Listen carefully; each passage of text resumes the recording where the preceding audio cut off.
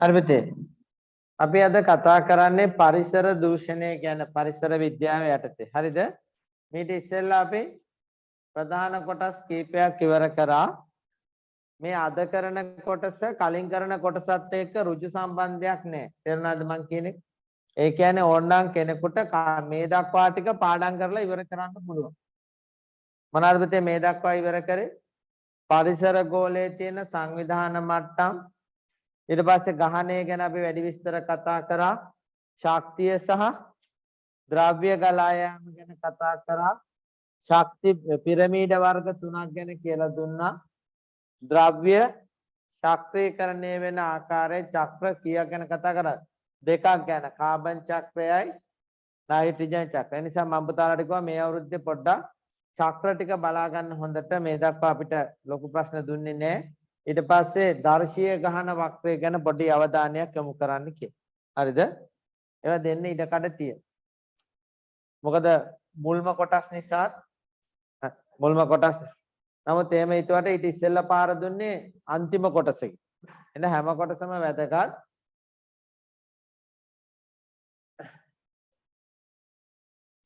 හරිද? දැන් අපි අද කතා කරන්නේ පරිසර දූෂණය. එතකොට පරිසරයට අපි කියවනේ පුතේ පරිසරයට අයිති වෙන ප්‍රධාන කොටස් තුනක් අපි හඳුනාගත්තනේ. එකක් තමයි ජල ගෝලය, දෙවෙනි එක තමයි වායු ගෝලය, තුන්වෙනි එක තමයි පස නැත්නම් ශිලා ගෝලය. තේරුණාද? එතකොට පරිසර දූෂණය කිව්වහම අයිති වෙන්නේ මොකද්ද? ජල දූෂණය අයිති, වායු දූෂණය අයිති, කතා කරා පස දූෂණය වීම අයිති. තේරුණාද? අපි මුල් කොටසින් කරන්නේ පුතේ මේ පරිසර දූෂණයට එකතු වෙන්නේ කොහොමද කියලා. එකතු කරන ද්‍රව්‍ය මොනවද කියලා අපි කතා කරා. උදාහරණයක් කිව්වොත් කෘෂි කර්මාන්තයේදී කොහොමද මේ පරිසරය විනාශ වෙන්නේ? නිවසේදී කැලිකසල එකතු කරනකොට කොහොමද වෙන්නේ? අංශුමය දූෂක නිසා කොහොමද වෙන්නේ? න්‍යෂ්ටික ද්‍රව්‍ය නිසා කොහොමද වෙන්නේ? ඉලෙක්ට්‍රොනික උපාංග නිසා කොහොමද වෙන්නේ? වායු වර්ග නිසා කොහොමද වෙන්නේ කියලා අපි කතා කරනවා. හරිද? ඊළඟට මේකෙදි අපි කතා කරන්නේ පරිසර දූෂණය නිසා සිදුවන හානි ගැන. ඒක ඊළඟ කොටසට යනවා. හානි කියන්නේ මොනවද? අම්ල වැසි ඇති වෙන්න පුළුවන්. තව පරිසර උෂ්ණත්වය ඉහළ යන්න පුළුවන්. තේරුණා නේද? ආහාර දාමෝස්සේ විෂ මොනවා වෙන්න පුළුවන්? සාන්ද්‍රගත වෙන්න පුළුවන්. ඒවා ගැන සවිස්තරාත්මක විස්තර යන්නේ ඊළඟ කොටස. මෙතෙන්දි කියනවා මෙන්න මේවා වෙන්න පුළුවන් කියලා. උදාහරණයක් කිව්වොත් සල්ෆර් ඩයොක්සයිඩ් වායුව ගැන කතා කරලා අපි කියනවා පරිසර මොනවාද? අම්ල වැසි ඇති වෙන්න පුළුවන් කියලා. නමුත් අම්ල වැසි විස්තර කරන්නේ නැහැ. හරි? අපි එන යමු. මුලින්ම අපි බලමු මොකක්ද පරිසර දූෂණය කියන්නේ? පරිසර දූෂණය කියන්නේ පිටේ මෙන්න මේ කියන කොටස් තුනේ තියෙන ස්වභාවික තත්ත්වය වෙනස් කරන පරිසරයට එකතු වෙන දූෂක නිසා මේ වෙනස් වීමට අපි කියන මොනවා කියලාද? පරිසර දූෂණය. කියන්නේ අපි පරිසරයට එකතු කරන දූෂක නිසා පරිසරයේ තියෙන ස්වභාවික තත්ත්වය වෙනස් වෙනවා. මොන පරිසරයේ? ජලයේ තියෙන, ඊට පස්සේ වායු ගෝලයේ තියෙන වායු සංයුතිය, ඊට පස්සේ පසේ තියෙන සංයුතිය අපි වෙනස් කරනවා. අන්න ඒකට අපි කියනවා නම පරිසර දූෂණය. එමෝ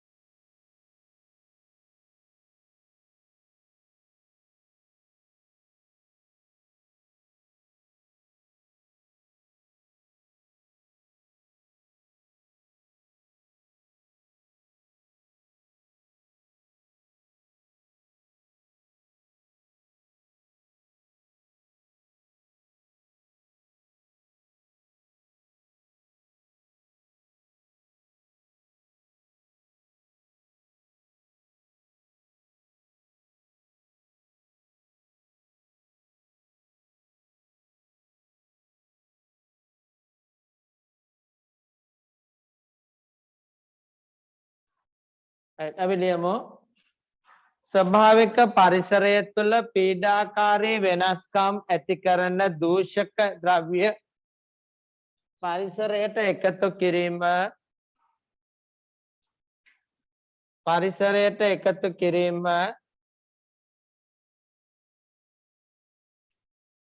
පරිසර දූෂණය ලෙස හැඳින්වේ.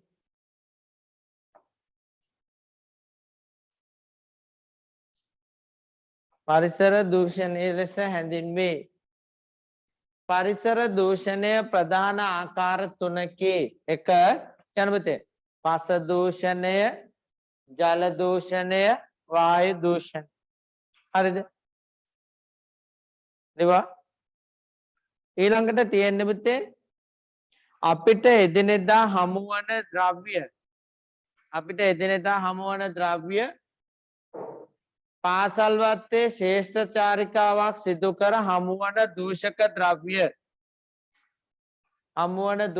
ද්‍රව්‍ය පහත සඳහන් ක්‍රමයටතේ වර්ග කළ හැක. හරිද? දැන් එකපාරක් මේක ඔලෙවල් වල ප්‍රශ්නයක්. මොකද්ද ප්‍රශ්නේ ඇහුවේ? පාසල් වත්තේ හම්බෙච්ච ද්‍රව්‍ය කීපයක් දීලා වර්ග කරන්නලු Taman කැමති විදිහට. තේරුණාද කියන්නේ? ඒතර මේකේ ලොකු ප්‍රශ්නයක් නෙමෙයි මේක දීලා තියෙන්නේ සරල දෙයක්. ඒතර පුතාලා කියන්නේ කොහොමද අපිට හමුවන දූෂක ද්‍රව්‍ය වර්ග කරන්න පුළුවන් ක්‍රම?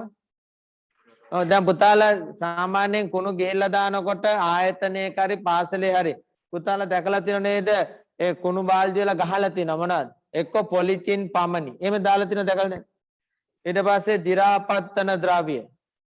එහෙම නැත්නම් වීදුරු සහ ප්ලාස්ටික් කියලා තියෙනවා. අලුතෙන් නම් ඒවට වර්ණ පවා මොනා කරලා තියෙනවා? හඳුන්වලා දීලා තියෙනවා. ඒතර මේ අනුව මේ තියෙන්නේ පුතේ වර්ග කරන්න පුළුවන් ක්‍රම දෙකක්. පළවෙනි එකේ මොනවද?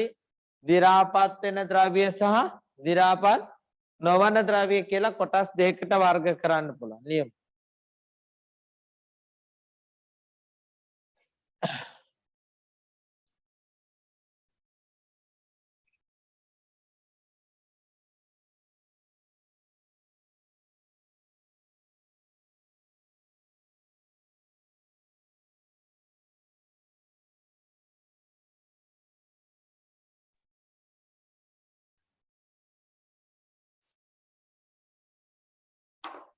හරි පුතේ දෙවෙනි ක්‍රමේ දිහා බලන්න.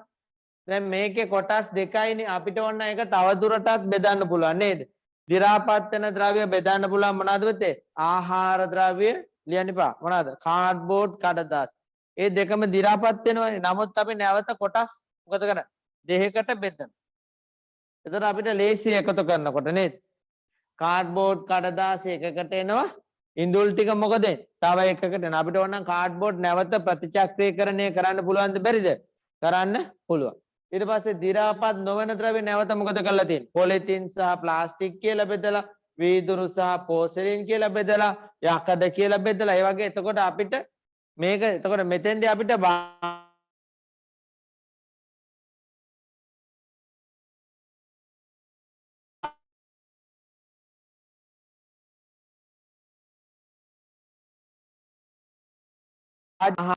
පොලිතින් සහ ප්ලාස්ටික්, ලෝහමය ද්‍රව්‍ය, කඩදාසි සහ කාඩ්බෝඩ්,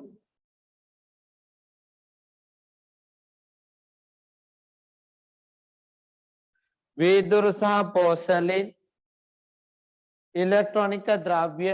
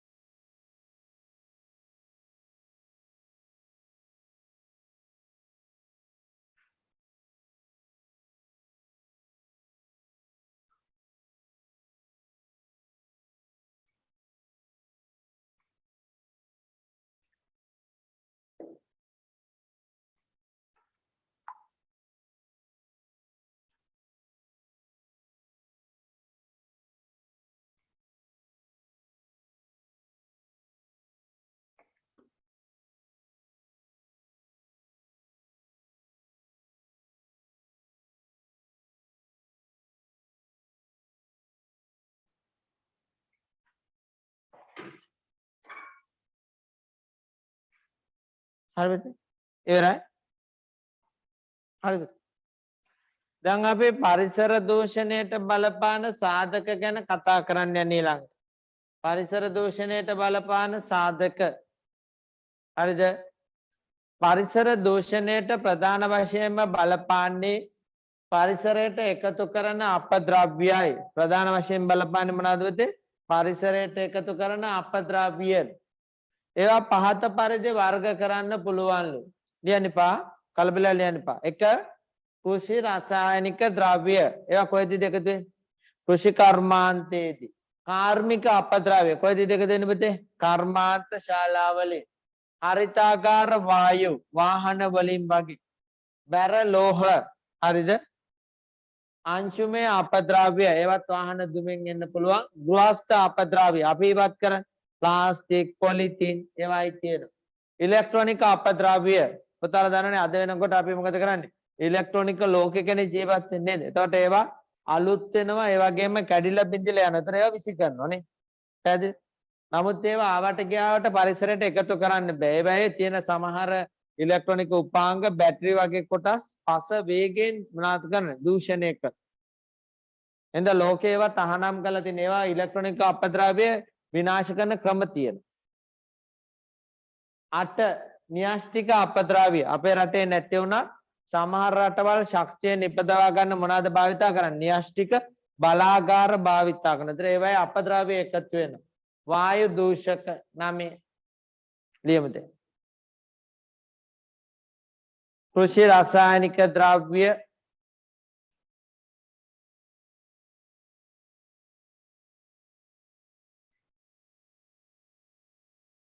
කාර්මික අපද්‍රව්‍ය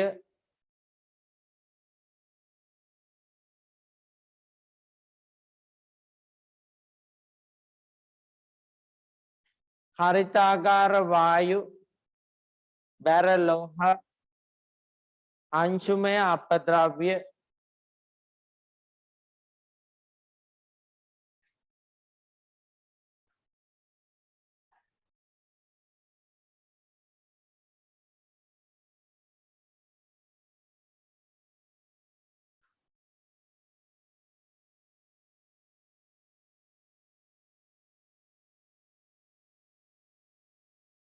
හරි වෙතේ.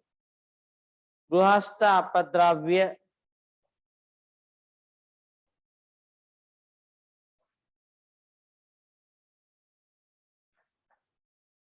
ඉලෙක්ට්‍රොනික අපද්‍රව්‍ය න්‍යෂ්ටික අපද්‍රව්‍ය වායු දූෂක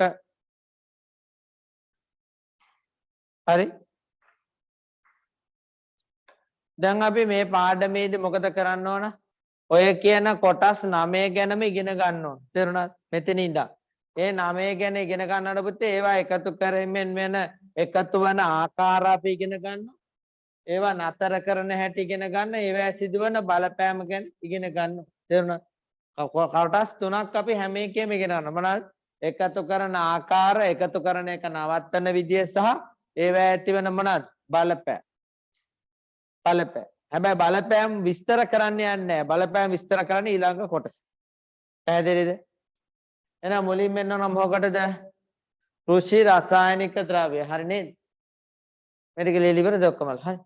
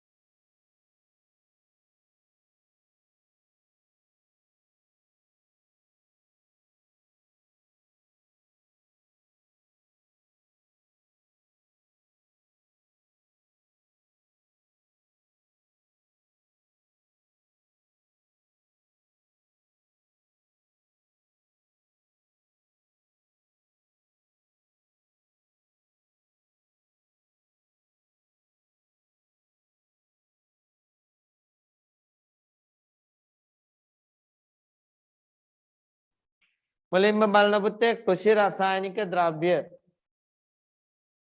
හරිද?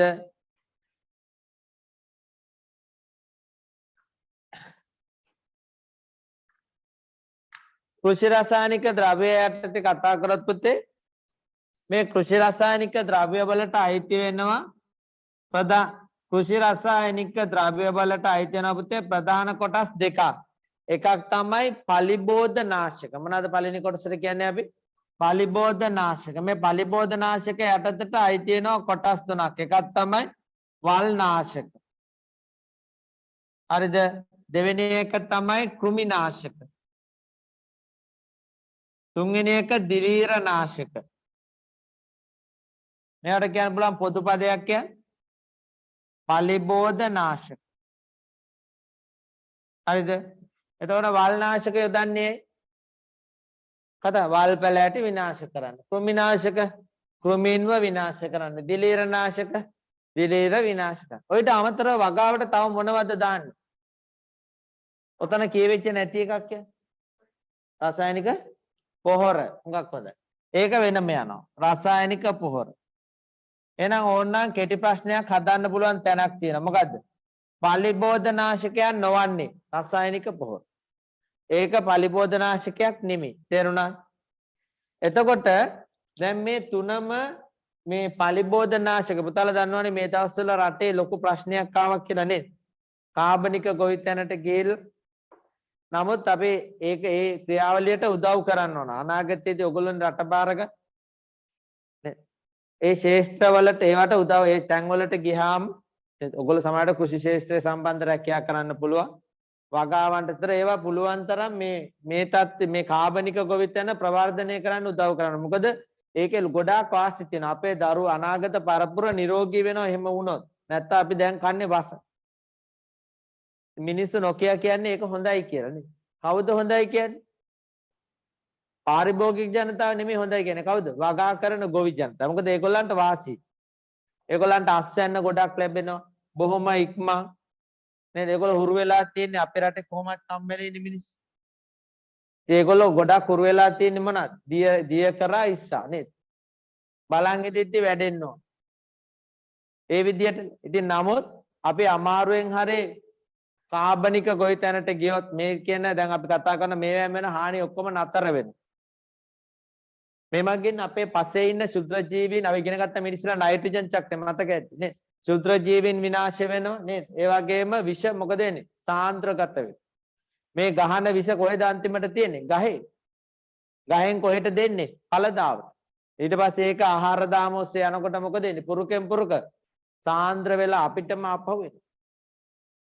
අපිටම අපහු වෙනවා. පොතල කියවද දන්නේ මීට අවුරුදු 2-3 විතර ඉස්සෙල්ලා කියවුණා මේ ගෙදර තියෙන peerවලට ගහපු මේ බෙහෙත් ගහලා ඊට පස්සේ ඒකෙදිට දරුවෝ ඒව කාලා මැරිලා තිබුණා. ඒතර හිතාගත හැකිනේ විෂ. සාමාන්‍යයෙන් අපි කන ඒවටත් ගහන අපි ඒ වෙලාවෙම කන්නේ එච්චරයි වෙන්නේ. දවස් ගාණක් ගියාට පස්සේ විෂ ඒ කියන්නේ මැරෙන්නේ නැහැ එකපාර. ඒ නිසා මේ தත්ත්වය භයානකයි. ඒ කියන්නේ මේ කියන පලිබෝධනාශක භාවිතය මොකද වෙන්නේ පුතේ එච්චර හොඳ නැහැ. ඊට පස්සේ මේකේ අපි මේ පලිබෝධනාශකය කොච්චර සැරද කියලා හොයන්න පොඩි ක්‍රමය පොඩි ඒකකයක් දෙනවා. අපි ඒකට කියනවා LD 50 කියලා. මොකක් කියලාද අපි ඒක හඳුන්වන්නේ? LD 50. මේ LD 50 කියලා කියන්නේ හිතන්නකෝ දැන් මේ වගාවක ඉන්නවා කියලා කෘමීන් පුතේ 200ක්. හරිද? මේ LD 50න් කියන්නේ මේ ගහණය 150ක් මැරෙන්න ඕන. තේරුණාද? 150ක් මොනවා වෙන්න ඕනද? මැරෙන්න ඕන. ඒතර හිතන්නකෝ මම A කියන එකෙන් දානවා කියලා ග්‍රෑම් 5ක් B කියන එකෙන් දානවා කියලා හිතන්නකෝ ග්‍රෑම් 20ක්. මේ ග්‍රෑම් 5 දැම්මහම 150ක් මැරෙනවා. මෙතන ග්‍රෑම් 20ක් දැම්මහම 150ක් මැරෙනවා. තේරුණාද කියන්නේ? එතකොට දැන් මේ LD 50න් කියන්නේ මොකද්ද? ගහනේ 150ක් මැරෙන්න අවශ්‍ය කරන මාත්‍රාව. කොච්චර ඕනද කියන්නේ. එතන මේකෙන් විෂ වැඩි Aද Bද? මම අහන ප්‍රශ්නේ තියෙනවා. විෂ වැඩි Aද Bද? A. අපිට හිතුණාට අනේ ග්‍රෑම් 5යි දාන්නේ කියලා. ග්‍රෑම් 5 දැම්මට අර ගානම මරනවා. එහෙනම් සැර වැඩි. මෙතන ඒ වගේ හතර ගුණයක් දැම්මහම තමයි 150ක් මරන්නේ. එහෙනම් LD 50 අගය කියන්නේ මොකද්ද? ගහණයක මොකද්ද පුතේ? 150ක් මරන්න ඕන ප්‍රමාණය. ඒක අඩු වගයක් කියන එකෙන් අදහස් කරන්නේ සාන්ද්‍රණේ ප්‍රබලතාව ගොඩක් වැඩි කියන. තේරුණාද කියලා? ඒකට කියන්නේ LD 50 අගය. අපි යමු එතනට වෙනක.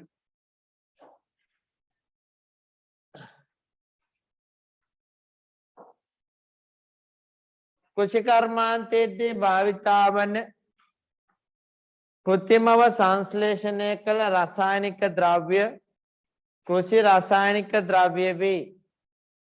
කෘෂි රසායනික ද්‍රව්‍ය වලට අයත් වල්නාශක, කෘමිනාශක, දිලීරනාශක ඒවා එකතු කරලා දාලා නැත්තම් දාගන්න පලිබෝධ නාශක. හතරවෙනි එක පුතේ රසායනික පොහොර.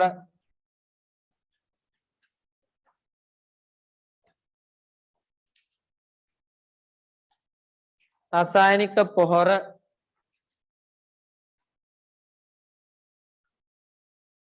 ඒවා ඊට පස්සේ අපි එනවා මාරක මාත්‍රාව කියන එකට. ඒ කියන්නේ අර LD 50. පැහැදිලිද?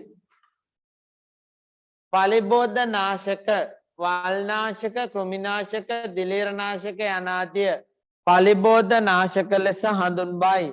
හරිද වාක්‍ය? පලිබෝධ නාශක වලදී එහි ක්‍රියාකාරීත්වය පිළිබඳ අවබෝධයක් ගැනීමට එහි මාරක මාත්‍රාව වැදගත් වේ. හරි පුතේ. මොකද්ද නම? මාරක මාත්‍රාව. නමේම තියෙනනේ මරණය ඇති කරන්න අවශ්‍ය ප්‍රමාණය. කොච්චර මරණයක්ද? 150ක්. ගහනේ ඉන්නේ 1000ක් නම් කීයක් මරන්න ඕනද? 500ක් මරන්න. ගහනේ ඉන්නේ 2000ක් නම් 1000ක් මරන්නට. ඕනනම් ඒ වගේ ප්‍රශ්නයක් අහන්න පුළුවන්.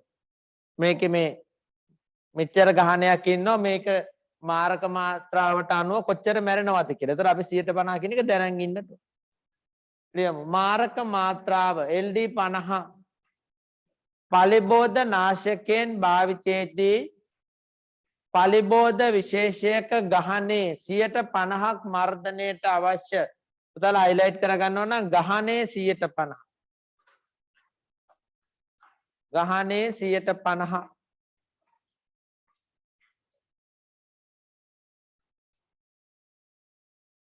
ගහනේ 150ක් මර්ධනයට අවශ්‍ය රසායනික මාත්‍රාව මාරක මාත්‍රාව වේ. මාරක මාත්‍රාව අඩු නම් ඉන් හැඟෙන්නේ අඩු සාන්ද්‍රණයකින් වැඩි ගහනයක 150ක් මර්ධනය කරන බවය. එම නිසා එහි සැර බව වැඩිය. පැහැදිලිද කියන්නේ? එහි සැර බව වැඩිය.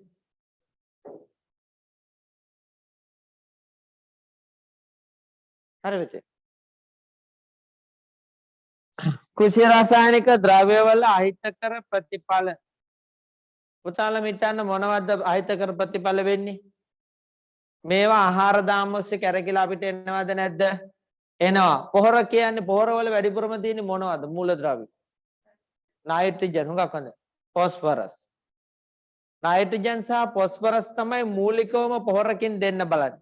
පුතාලා දන්නවනේ මේ දවස්වල අපි කියන්නේ නයිට්‍රජනීය පොහොර එහෙම කිය නැනෝ නයිට්‍රජන් කියලා ගෙනල්ලා කොහොම කිව්වත් ඒ දෙන්නේ මොනවද?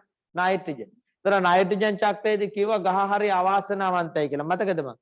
හැපි වැඩි යනවා 98%ක් මොනවද? නයිට්‍රජන්. නමුත් ගන්න බෑ. හැබැයි 0.3ක් තියෙන කාබන් ඩයොක්සයිඩ් ගන්න පුළුවන්. ගන්න පුළුවන්. ඒ නිසා මේ පසට නයිට්‍රජන් දෙන්න ඕන. අපි දෙන්නේ පොහොර විදියට. එතකොට මේවා අන්තිමටම සේදිලා ගිහිල්ලා කොහෙටද එකතු වෙන්නේ? දැන් අපි පොහොර දැම්මහම වැස්සක් වැස්සොත් මොකද වෙන්නේ? දාපු ගාම පොහොර ටික උරා ගන්න නෑනේ. කොහෙටද යන්නේ සේදිලා? ජලාශ වලට යනවා. ජලාශ වල ඉන්නවා මේවට කැමති කට්ටිය. ඒගොල්ලන්ට කියන්නේ ඇල්ගි. මොනවටද කැමති? නයිට්‍රේට සහ ෆොස්ෆේට වලට. ඒගොල්ලන්ට මේවා පොහොර ආපු ගමන් ඒගොල්ලෝ වැඩෙනවා පුතේ. හරිද? ඒගොල්ලෝ මොකද වෙන්නේ? වර්ධනය වෙනවා. මේ පොහොර නිසා ඒගොල්ලෝ වර්ධනය වෙලා මේ ජලාශයට ආපු මේ නයිට්‍රේට සහ ෆොස්ෆේට නිසා නයිට්‍රේට ආවා තමනාදාවේ ෆොස්ෆේට් ආවා. මේවා නිසා මොකද වෙන්නේ? මේ ඇල්ගී වේගයෙන් වැඩිලා මේ ජලාශය කොළ පාටින් වහ ගන්නවා. මෙච්චර වෙලා මේ ජලාශයට හිරු එළිය වැටුණා. දැන් වැටෙනවද? නැහැ.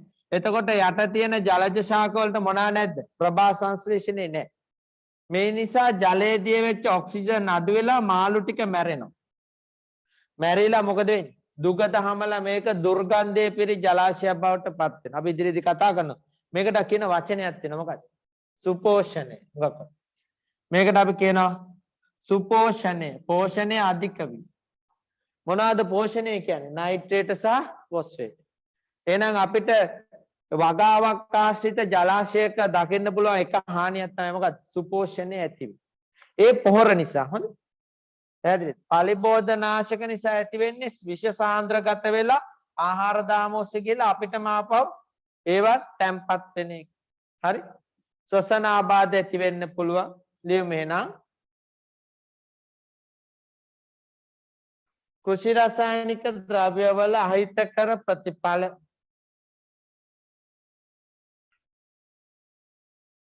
හරි පුතේ.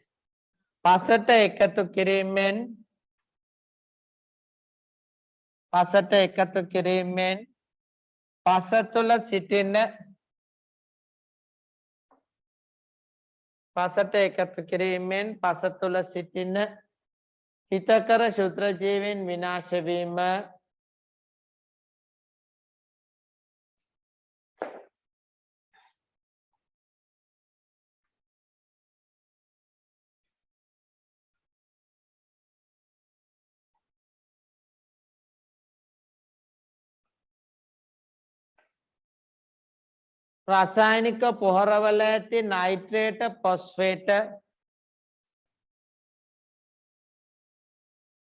රසායනික පොහොරවල ඇති නයිට්‍රේට ෆොස්ෆේට ජලාශවලට එකතු වී සුපෝෂණය ඇතිවීම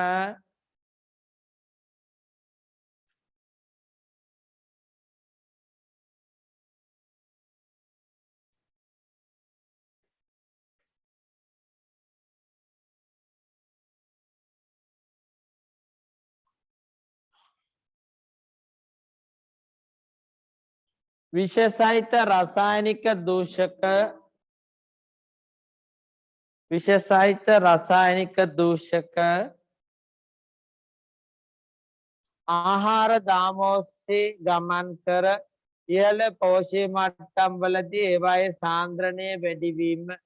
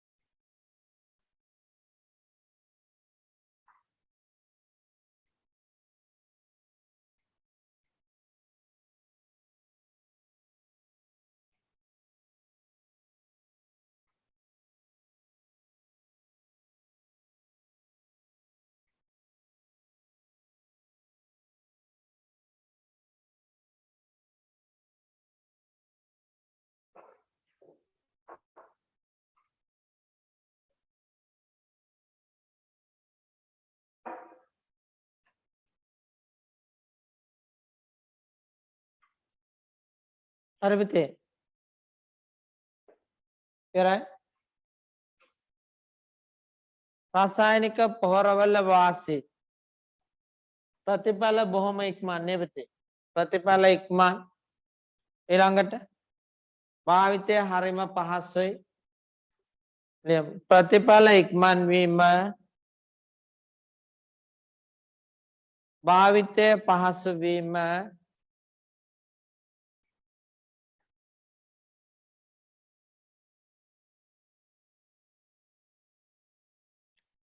පාංශු ශුද්‍ර ජීවීන්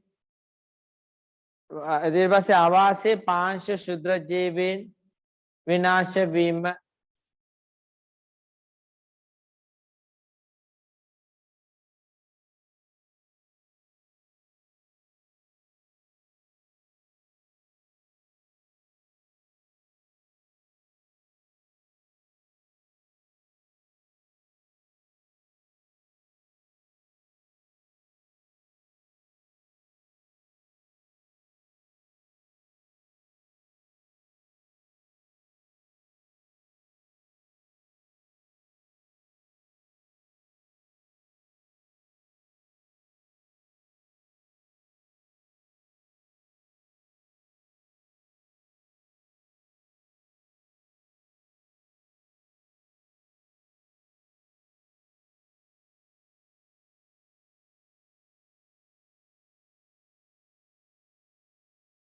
ඊළඟට පුතේ 2014 වර්ෂයේදී ගැසට් නිවේදනයක් මගින් තහනම් කළ සමහර කෘෂි රසායනික ද්‍රව්‍ය. හැබැයි දැන් මේවා තියෙන නීතිමය තත්ත්වය දන්නේ නැහැ. සමහරට වෙනස් වෙලත් ඇති. පැහැදිලිද කියන්නේ? නමුත් අච්චපතේ තියෙන නිසා මම දැම්මේ 2014 වර්ෂයේදී ගැසට් නිවේදනයක් මගින් තහනම් කළ ග්ලයිෆොසේට්, ප්‍රොපනිල්, කාබරිල්, කාබෆියුරාන්, ක්ලෝරෝපයිරෆෝස් රතු පාටින් තියෙන්නේ ප්‍රොපනිල්. ප්‍රොපනිල් දෙවෙනි එක ප්‍රොපනිල්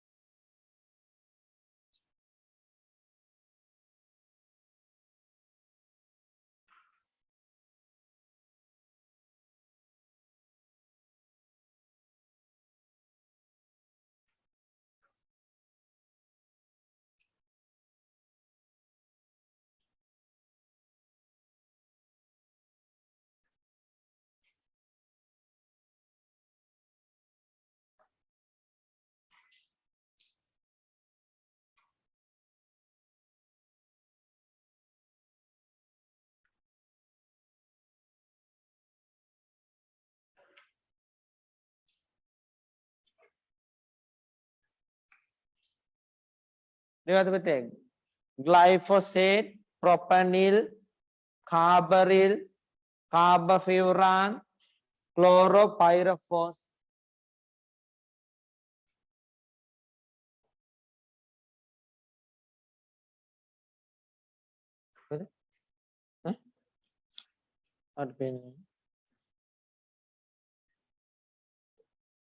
ක්ලෝරෝ අන්තිමට තියෙන පුතේ ක්ලෝරෝපයිරිෆෝස්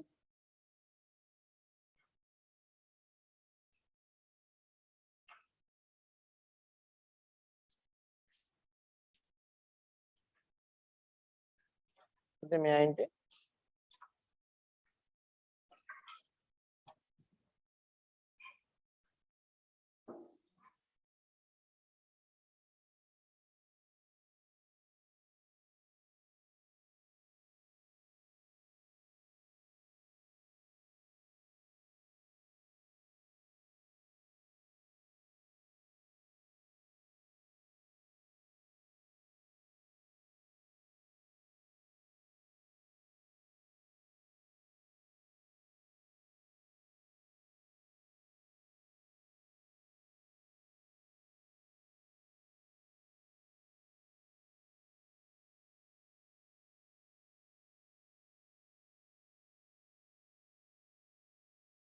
ඊළඟට අපි එන්න හදන පුතේ ඊළඟ දෙවෙනි එකට කාර්මික අපද්‍රව්‍ය.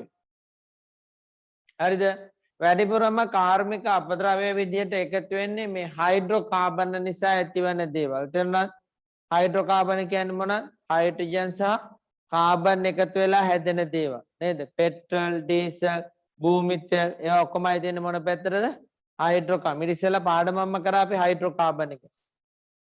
කර්මාන්තවල ප්‍රයෝජනයෙන් පසු ආපසු ප්‍රයෝජනයට ගත නොහැකිව ඉවතලන ද්‍රව්‍ය කාර්මික අපද්‍රව්‍ය වේ. කාර්මික අපද්‍රව්‍ය බහුලව අයත් වන්නේ මොනවාද? හයිඩ්‍රෝකාබනය.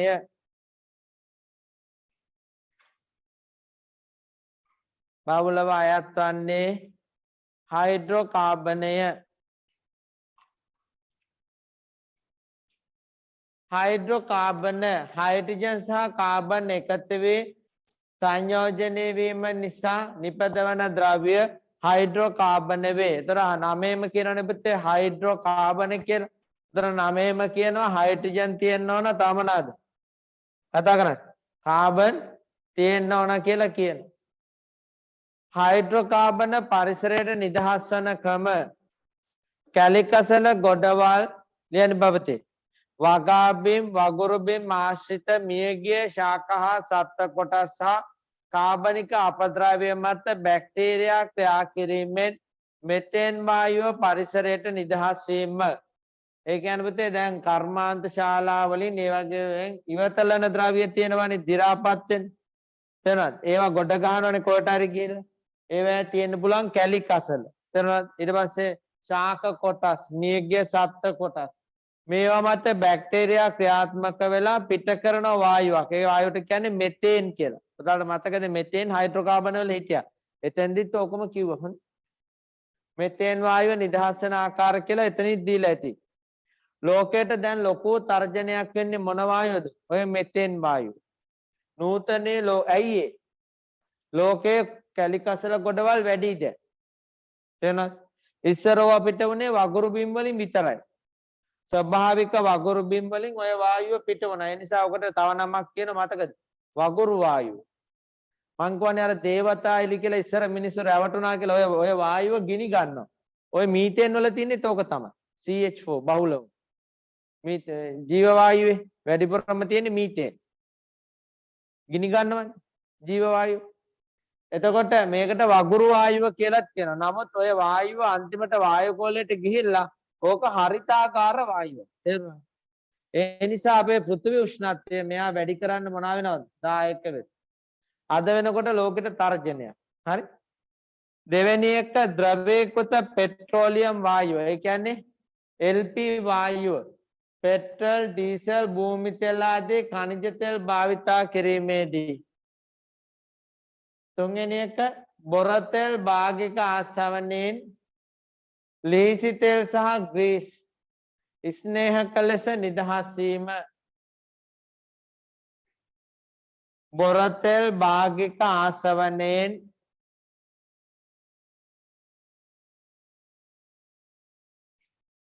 බොර තෙල් භාගික ආසවණයෙන් ලීසි තෙල් සහ ග්‍රීස් ලීසි තෙල් සහ ග්‍රීස්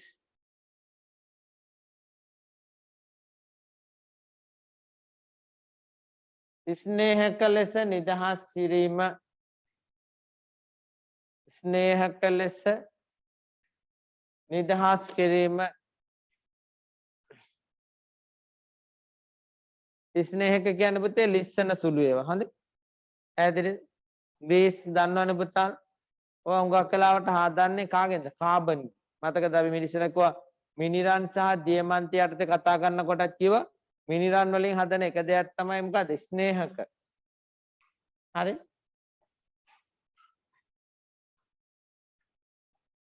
ඊළඟට කාර්මික අපද්‍රව්‍ය වල අහිතකර බලපෑම්. පසට නොතිරණ ද්‍රව්‍ය එකතු වී පස දූෂණය වීම. හරි නේද? දෙක කාර්මික අපද්‍රව්‍ය පිරිසීමෙන් අහිතකර වායු පිට වෙනවා. ඒතර මොනවද හැදෙන්නේ? අම්ල වැසි. 3 බොරතෙල් භාගික ආසවණෙන්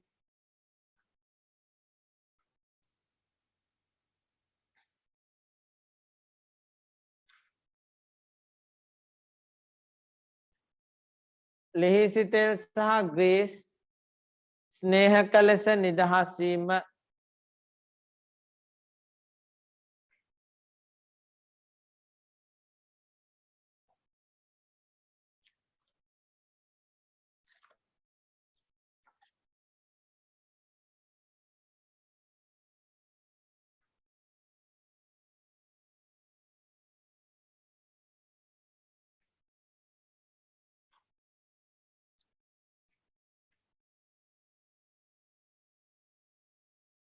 හරිද? ඊළඟට අපි එනවා හරිතාගාර වායු වලට. හරිතාගාර වායු වගුවේ තියෙන සංකේත වගේ පුළුවන් නම් වායුව ලියන්න බල. දන්න අය?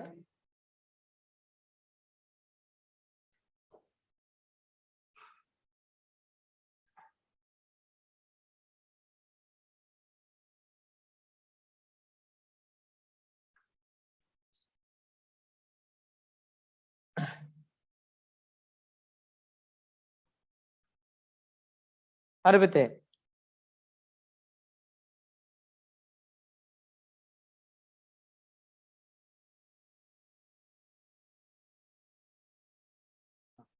ඊළඟට අපි කතා කරන්නේ හරිතාගාර වායු ගැන.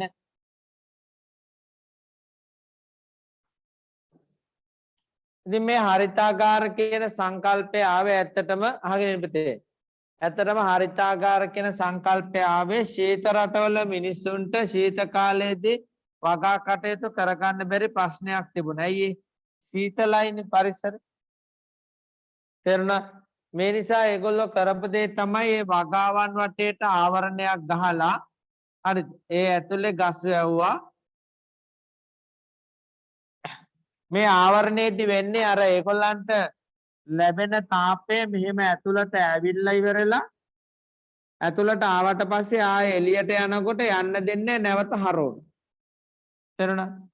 මේ නිසා සූර්ය තාපය තියෙන කාලෙදී පතිත වෙන සූර්ය තාපය නැවත ඒ කුටීරය තුල මොකද වෙන්නේ? රැඳෙනවා. විකිරණ තාපය මේක තුල රැඳිලා මේක රස්නේ ඇති කරනවා.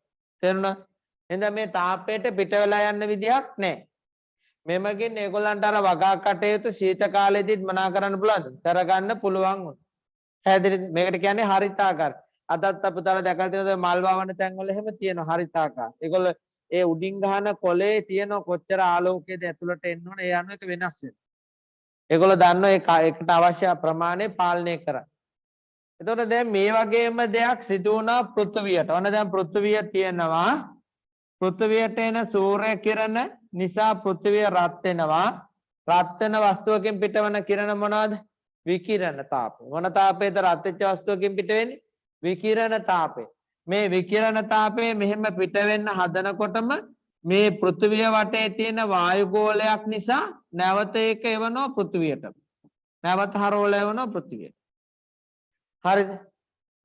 එතකොට මේ වායු නිසා මොකද වෙන්නේ? විකිරණ තාපය නැවත එළියට යන්න දෙන්නේ නැතුව පෘථිවියටම හරවන. මේ නිසා පෘථිවියේ වායු ගෝලයේ උෂ්ණත්වය මොකද වෙන්නේ? වැඩි වෙන්න පටන් ගන්නවා.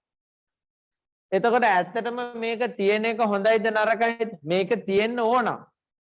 මේව හරිතාගාර මේවට කියන්නේ හරිතාගාර වායු කියලා. මේ හරිතාගාර වායු නිසා තමයි අද පෘථිවිය අයිස් ගෝලයක් නැතුව ඉන්නේ. දැන් අපි කතා කරන්නේ කාබන් ඩයොක්සයිඩ් වැඩි වෙන එකනේ. කාබන් ඩයොක්සයිඩ් වැඩි වුණොත් මොකද්ද අපි කියන්නේ? ග්ලැසියර දිය වෙනවා කියනවනේ. මුහුදු මට්ටම. දැන් බැරි වෙලාවට කාබන් ඩයොක්සයිඩ් අඩු වුණොත් මොකක් වෙයි? ඒක ගැන කතා කරන්නේ. කාබන් ඩයොක්සයිඩ් බැරි වෙලාවට අඩු වුණොත් අපේ පෘථිවිය අයිස් ගෝලයක් බවට පත් වෙනවා. ඒ කියන්නේ මේ පෘථිවිය තුල උණුසුම රැකගෙන ඉන්නේ කවුද පුතේ? කාබන් ඩයොක්සයිඩ් වායු. මේ හරිතාගාර වායු. දැන් මේ ප්‍රශ්නේ තියෙන්නේ මොකද්ද? ඕනාවට වඩා වැඩිවීම. එහෙනම් හරිතාගාර ආචරණය කියන්නේ නරක දෙයක්ද? නෑ. දැන් ගිය පාර ඕලෙල් වල ඇහුවා මේ ස්වභාවිකව ඇතිවන මේ විපත් කීපය. ඒතර අම්ල වැසි ඇතිවීම හරිද? හරිතාකාර ආචරණයට ලකුණු දුන්නේ නැහැ. ලකුණු දුන්නේ පෘථිවි උෂ්ණත්වය මොනවා වීමද? ඉහළ යාමට. ඇයි ලකුණු දුන්නේ නැති කියලා හිතන්න.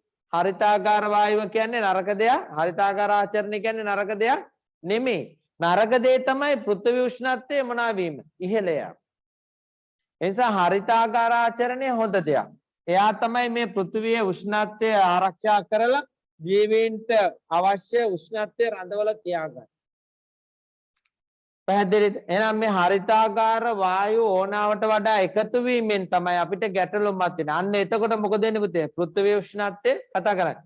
ඉහළ යනවා. අයිස් කඳු දිය වෙනවා. ඒ වගේ ඇවිල්ලා ජලාශ වලට මුහුදට එකතු වෙලා මුහුදේ ජල මට්ටම වැඩි වෙලා පහත් බිම් යට වෙන්න පටන් ගන්නවා. පැහැදිලි? හරි.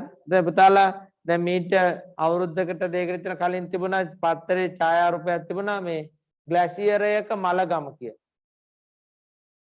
ඒකේ අන්තිම පිටුවේ දාලා තිබ්බා මුලින්ම මේ ඒ කියන්නේ මුලින්ම අවුරුදු ගානකට ඉස්සෙල්ලා ග්ලැසියර් කන්ද මෙහෙම පේනවා. ඊට පස්සේ ආය අවුරුදු 10කට පස්සේ ආය ග්ලැසියර් කන්ද පේනවා. ඕම ඇවිල්ලා දැන් එනකොට ග්ලැසියර් කන්ද නැහැ. ඒ කියන්නේ මැරිලා. පියවර කීපයක් දාලා තිබ්බා. ඒ කියන්නේ මේ ග්ලැසියර් කන්දම මොකද වෙලා තියෙන්නේ? දිය වෙලා ගිහින්. මලගම කිව්වේ ඒක. ග්ලැසියර් කන්ද නැහැ හොයා ගන්නවා. චන්ද්‍රිකා ඡායාරූප වලට. එතකොට ඒකේදී ජලය ටික කො? ඒකනේ ප්‍රශ්නේ. ඒවා කොහෙටද එකතු වෙන්නේ? සාගරයට එකතු. විශාල ජල ප්‍රමාණයක් අයිස් වෙලා තියෙනවා. එන අපි යමු ඒ කොටස. හරිතාකාර ආචරණ. මුලින්ම අපි හරිතාකාර වායු ගැන අදහසක් ගමු. පෘථිවියේ උණුසුම තබා ගැනීමටත් එහි ජීවය හිතකර දේශගුණයක පවත්වා ගැනීමටත් අවශ්‍ය වායු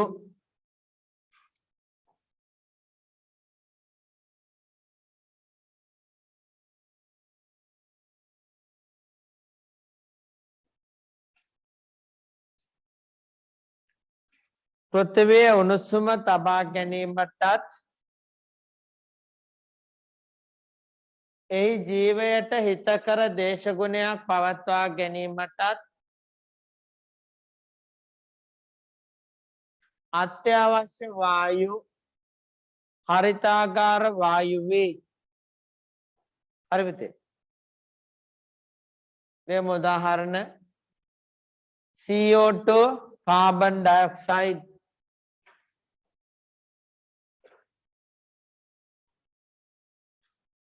SO2 කතා කරන්නේ sulfur dioxide nitrogen වල oxide x කියන්නේ පුතේ මොකක් හරි ඉලක්කමක් වෙන්න පුළුවන් තේරුණාද?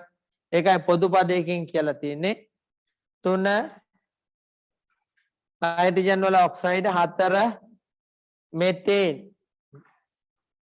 ඉස්සරම methane කියවා දැන් හරියනම් මතකයිද methane probute මතකයිද කියලා ගන්න methane methane ethane propane butane pentane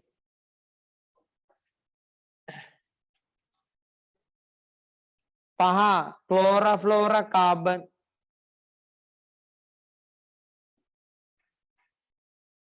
6 ජල වාෂ්ප 7 ඕසෝන් O3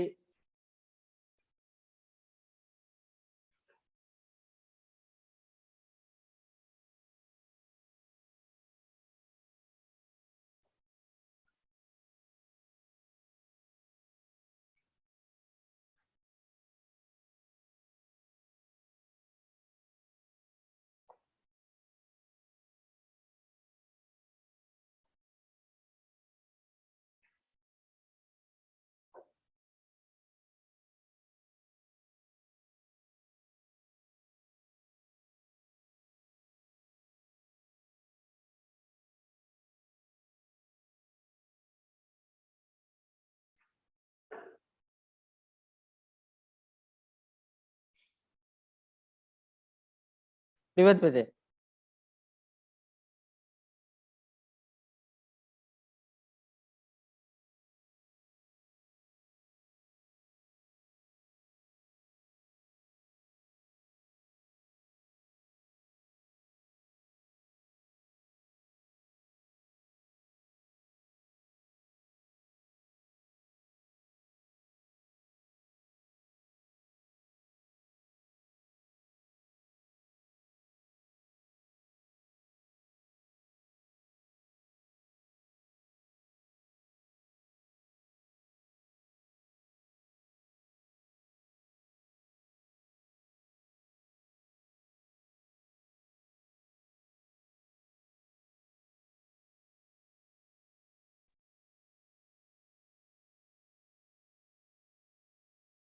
හරිතාකාර වායු පරිසරයට නිදහස් වනකම අධික ලෙස ෆොසිල ඉන්ධන දහනය මොනවාද පිටවන හරිතාකාර වායු කාබන් ඩයොක්සයිඩ් සල්ෆර් ඩයොක්සයිඩ් ගිනි කඳු පිපිරීම නිසා ඒක ස්වභාවික කැලිකසල ගොඩවල් වගුරු බිම් හා වගුරු බිම් ආශ්‍රිත මල හා ශාක සත්ව කොටස් මගින් මෙතෙන් නිපදවීම ඒකට කියව මොන වායුව කියලාද වගුරු වායුවනේ ශීතකරණ සහ වායු සමීකරණ මගින් CFC පිටවීම පුතේ මේක අද වෙනකොට වෙන්නේ නැහැ හොඳේ තේරෙනවද කියන්නේ මීට අවුරුදු 10කට විතර ඉස්සෙල්ලා ලෝකයේ සම්මුතියකට එළඹියා ශීතකරණ සහ වායු සමීකරණ වලට මොනව පාවිච්චි කරන්නේ නැහැ කියලාද CFC භාවිතා කරන්නේ නැහැ කියලා.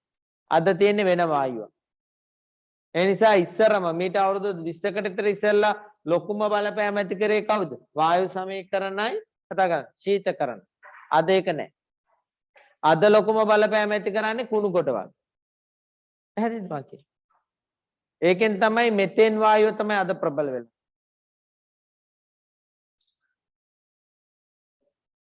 හරිතාකාර වායුවල බලපෑම පෘථිවි උෂ්ණත්වයේ ඉහළ යාම මෙම නිසා ග්ලැසියර දියවි දූපත් ජලයෙන් යටවීම කාලගුණික හා දේශගුණික විපර්යාස සිදුවීම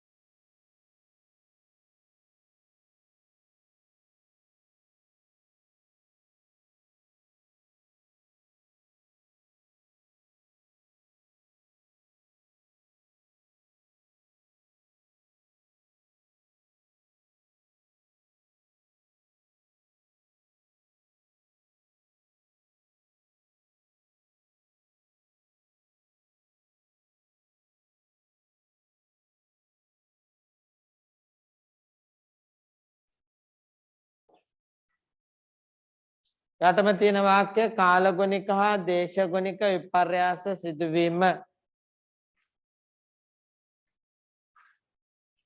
නැවත අපි මේවා බලපෑම් ගැන කතා කරනවා මේකේ බලපෑම මොකක්ද එන පෘථිවි උෂ්ණත්වය ඉහළ යෑම හරි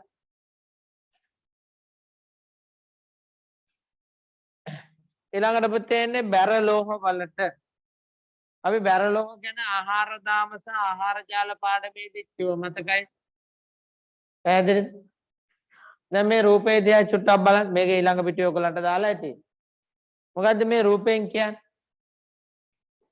මේකේ රූපයෙන් කියන්නේ පුතේ මේ ජලජ ශාකවල ඔය රතු පාට තිත තමයි බැර ලෝහය තේරුණාද ඊට පස්සේ ඒක ඊළඟ මාළුවන්ට තිත මොකද වෙලා තියෙන්නේ රතු පාට තිත ලොකු වෙලා ලොකු මාළුවාට ඊටත් ලොකුයි ඊට පස්සේ ඒ මාළුවන් ආහාරයට කන උකුස්සට ඒ රතු පාට තිත තවත් ලොකු වෙලා එහෙනම් මොකද්ද ඔය කිය ආහාර දාමේ පෝෂී මට්ටමෙන් පෝෂී මට්ටමට යනකොට විෂ සාන්ද්‍රගත වීම වැඩි එහෙනම් වැඩිම බලපෑම අවසාන පුරුකට මිනිස්සට මේ මිනිස්සත් තියෙන අවසාන පුරුක එනවනේ පැහැදිලි ඉතින් මංගේ මේවට අපි එච්චර පෙළපාලියන්නේ නැත්තේ උද්ඝෝෂණය කරන්නේ නැත්තේ එකපාරට මැරෙන්නේ තේනද කි එහෙම වෙනවනම් මේක වෙනස් වෙනවා මාළුවේ කාපු ගමන් මැරිලා වැටෙනවනේ එහෙනම් කියේ ජලාශ වලට මොනවද දාන්න එපා කිය පැහැදිලි එතකොට ඒ ලොකු රටවල් මේවට ගොඩාක් සංවේදී මේ බලපෑම හැමෝටම එක වගේ මොන වෙනද දැනෙන නිසා පෘථිවි උෂ්ණත්වය ඉහළ ගියොත් ඒගොල්ලන්ටත් බලපාන ඒ වගේම ඒක නිසා තමයි ඒගොල්ලෝ නීති රීති කියන්නේ කාර්මික රටවලට ඒගොල්ලෝ සම්මුතිය වෙනවා ඒවට එකඟුන් නැත්තම් සමහරලාට ඒ දෙන ආධාර නතර කරන රටවල් එඳ වෙනමම සම්මුති හරහා ලෝකය එකඟ කරගන්නවා පරිසර දූෂණය නතර කරගන්න විනාශ වීම නතර කරගන්න බැදී හරි එතන ඔළුවට යන්න ඕන දේ මොකද්ද පුතේ බැරලෝහ සාන්ද්‍රගත වීම පෝෂී මට්ටමෙන් පෝෂී මට්ටමට ඉහළ යනවා එතන මේක මෙතන මේකත් එක්ක කොයි කොටසද ඕන සම්බන්ධ කරන්න පුළුවන් ශක්ති පිරමීඩ වලට යන්න පුළුවන් එහෙම නැත්නම් ආහාර දාම වලට යන්න පුළුවන්. මේ කොටසත් එක්ක. හරි. බැරලෝහ. ලියමු එහෙනම් නම් ටික. Hg කියන්නේ හයිඩ්‍රෝගයිරම්, රසදිය, arsenic, chromium, cadmium, lead, copper, manganese, zinc. විනාඩිය කියන පුතේ හැබැයි මේ එක නමක්වත් අපේ මුල් විශ්සේ නෑ නේද? Hydrogen, helium, lithium, beryllium, boron, carbon නම කියෙන්නේ නෑනේ. ඒකට හේතුව තමයි මේගොල්ලන්ගේ සාපේක්ෂ පරමාණුක ස්කන්ධය ගොඩක් වැඩි. තේරෙනවද? සාපේක්ෂ පරමාණුක ස්කන්ධය ගොඩක් අපේ විශ්සේ ගොඩක් අඩුයිනේ. ඒතර මේගොල්ලෝ ඉන්නේ ඊට එහා පැත්තේ. ගොඩක් ඈත ඉන්නේ. මේකට ආයිති නෑ. නමුත් අපිට නිතර භාවිතා වෙන රසදිය තියෙනවා, කොපර් තියෙනවා, සිංක් තියෙනවා. මේකට ආයිති වෙනවා. ලියමු.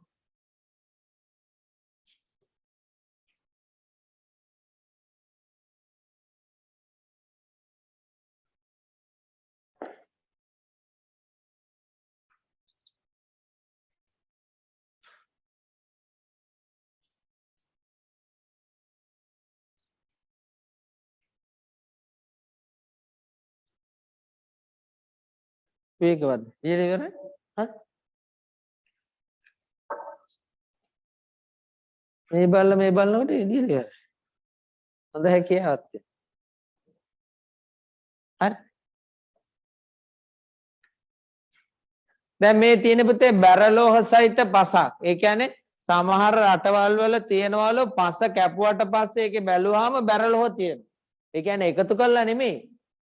එහෙනම් ස්වභාවිකවම බැරලෝහ සාන්ද්‍රණය මොකද වැඩි. ඒ කියන්නේ ඊට කලින් එකතු කරපුවා. පැහැදිලි. එවැනි පස් තියෙනවා. බැරලෝහ සහිත පසක්. බැරලෝහ පරිසරයේ නිදහස් වන ක්‍රම කැඩ්මියම් කාර්මික අපද්‍රව්‍ය සහ සිංක් පතල් වල අපද්‍රව්‍ය මගින් හා ලෝහාලේපනයේදී හා තැඹිලි පැහැති වර්ණ නිපදවීමේදී කැඩ්මියම් නිදහස් වීම දෙක ආසනික් කෘෂි රසායනික ද්‍රව්‍ය වල අඩංගු වේ. කැඩ්මියම්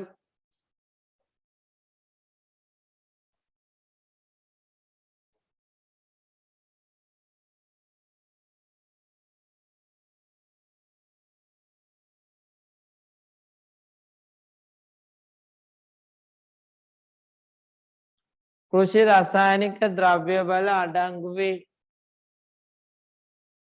එම නිසා කෘෂි රසායනික ද්‍රව්‍ය අධිකව භාවිතා කිරීමෙන් පරිසරයට නිදහස් වේ.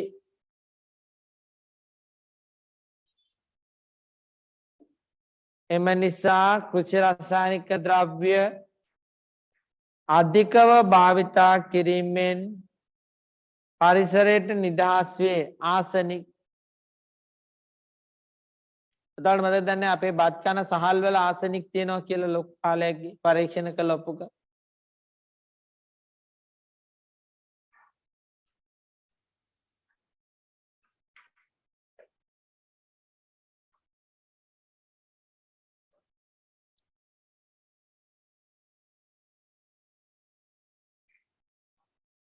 හරි.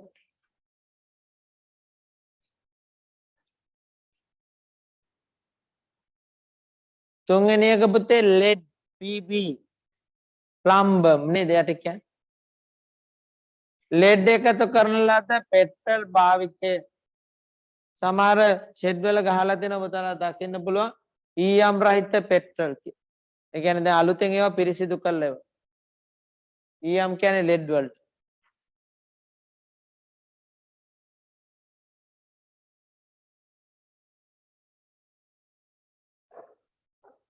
රසදිය ගල් අඟුරු විශාල වශයෙන් භාවිතයට ගැනීම රසායනාගාරවල සහ නිවාසවල භාවිතා වන උෂ්ණත්වමාන කඩා දැමීම සහ නැව්වල ආලේප කර ඇති තින්ත මගින් රසදිය නිදහස් වී ක්‍රෝමියම් තින්ත සිමෙන්ති කඩදාසි රබර් ආදිය වර්ණක ලෙස යොදා ගැනීම ක්‍රෝමියම් පරිසරයට නිදහස් වේ.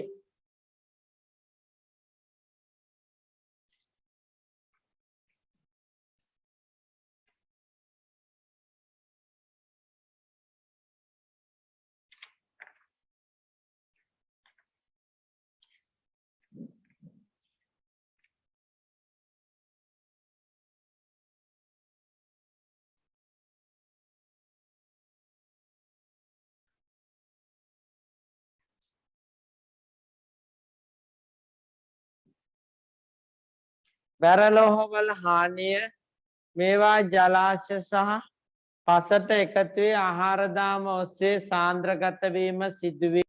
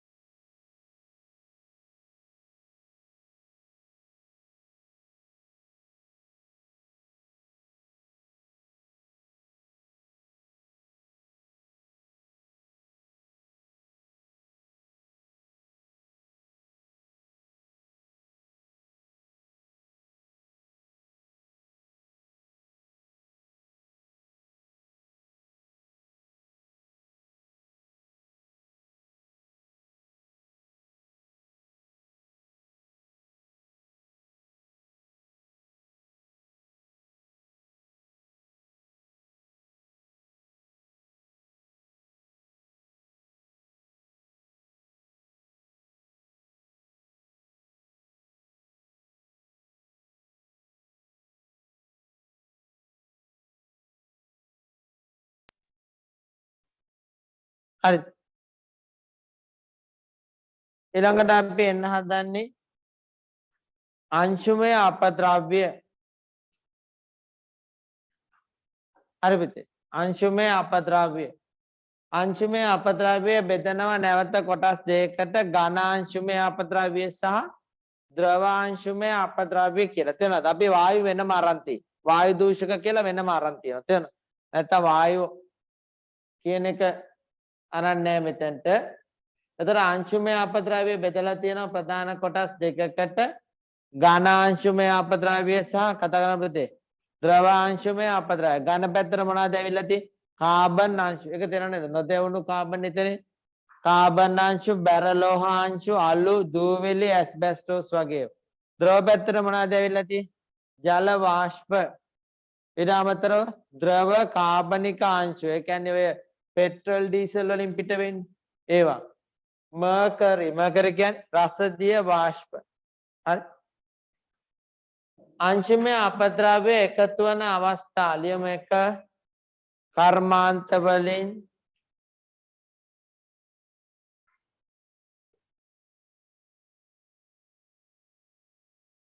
දෙක වාහන වලින් නැත්නම් වාහන ධාවනයේදී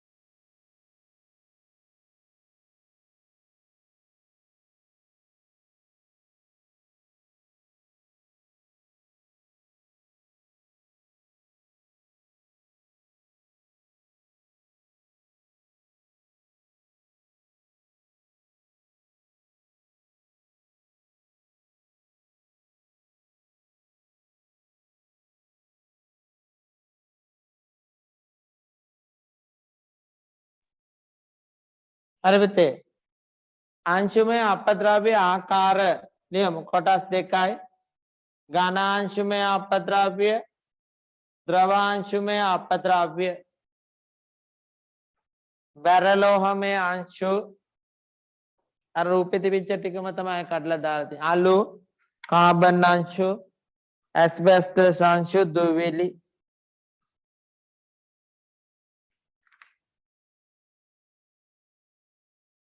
जलवाष्प द्रव कार्बनिक अंश के अनुपाते पेट्रोल वाष्प वगैरह वासदीय वाष्प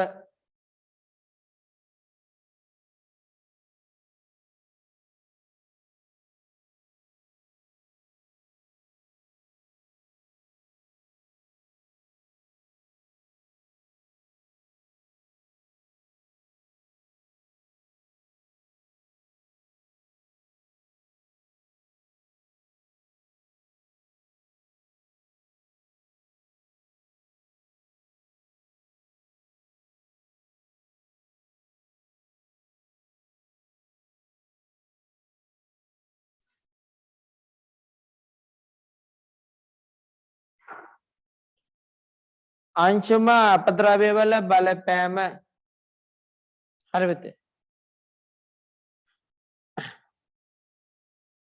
अंशुमय अपद्रव्य वाला बल पैम මේ නිසා ශ්වසන ආබාධ ඇති වෙන්න පුළුවන් අපිට ඊට පස්සේ වායුගෝලයේ පාරදෘශ්‍ය බව නැති වෙලා යන්න පුළුවන්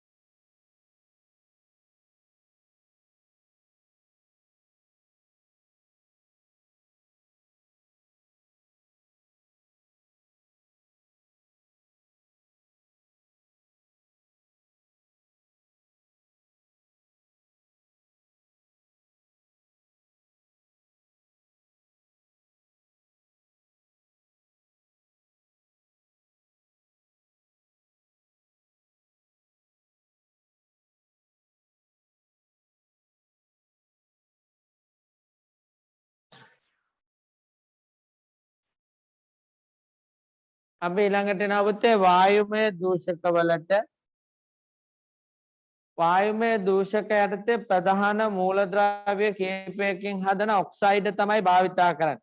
ඔයාලට මතකද දන්නේ දැන් සාමාන්‍ය පුතේ ලෝහ ඔක්සයිඩ් මොකද වෙන්නේ? ලෝහ ඔක්සයිඩ් ඝනයි. තේරෙනවද කියන්නේ? දැන් සෝඩියම් හදන ඔක්සයිඩ් මොකක්ද? Sodium oxide. මැග්නීසියම් හදන ඔක්සයිඩ් මැග්නීසියම් ඔක්සයිඩ්. දැන් මැග්නීසියම් ඔක්සයිඩ් කියන්නේ සුදු පාට කුඩක්නේ. එතකොට අලෝහ ඔක්සයිඩ් තමයි වායු වෙලා නිදහස් වෙන්නේ.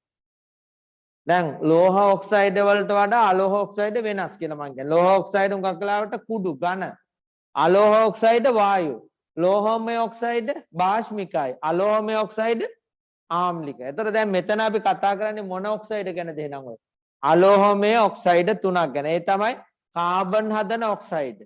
දෙක නයිට්‍රජන් හදන ඔක්සයිඩ්. තුන සල්ෆර් හදන ඔක්සයිඩ්. තේරුණාද? පැහැදිලිද? එතකොට මේවට රසායන විද්‍යාව ඕන සම්බන්ධ කරගන්න පුළුවන්. මේක 10 3 වෙනි පාඩමේදී කිව්වා අලෝහමය ඔක්සයිඩ් ආම්ලිකයි කියලා. එතකොට මෙතෙන්දි කියනවා ඒ ආම්ලික ඔක්සයිඩ් වායු ගෝලයට නිදහස් කළා මොනවද ඇති කරන්නේ? ආම්ලික ඔක්සයිඩ් මොනවා කරයිද? ජලයේදී වෙලා ආම්ල වැසි ඇති කරනවා. එතකොට ආම්ල වැසි වලදී ආයෙ මේ තුන් දෙනා මතක් කරනවා. මේගොල්ලෝ නිසා ආම්ල වැසි ඇති වෙනවා කියලා. පැහැදිලිද? එහෙනම් කාබන් ඩයොක්සයිඩ් දෙකක් ගැන අපි කියන පුතේ. ඒ තමයි කාබන් ඩයොක්සයිඩ් කාබන් ලියන්න එපා පුතේ. කාබන් ඩයොක්සයිඩ් කාබන් මොනොක්සයිඩ් නයිට්‍රජන්ට තියෙන ඔක්සයිඩ් දෙකක් ගැන කියන. ඒ තමයි nitrogen dioxide nitric oxide. Sulphur වල ඔක්සයිඩ් එකක් ගැන කියනවා. Sulphur dioxide. දෙමෙන්න. CO2 carbon dioxide, CO, carbon monoxide.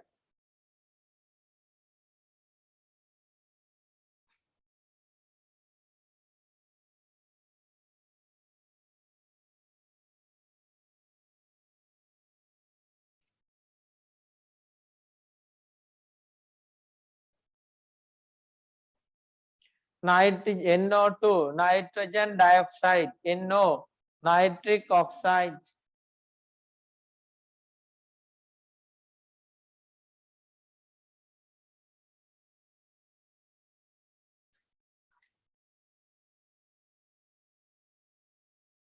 Sulfur wala oxide, sulfur dioxide.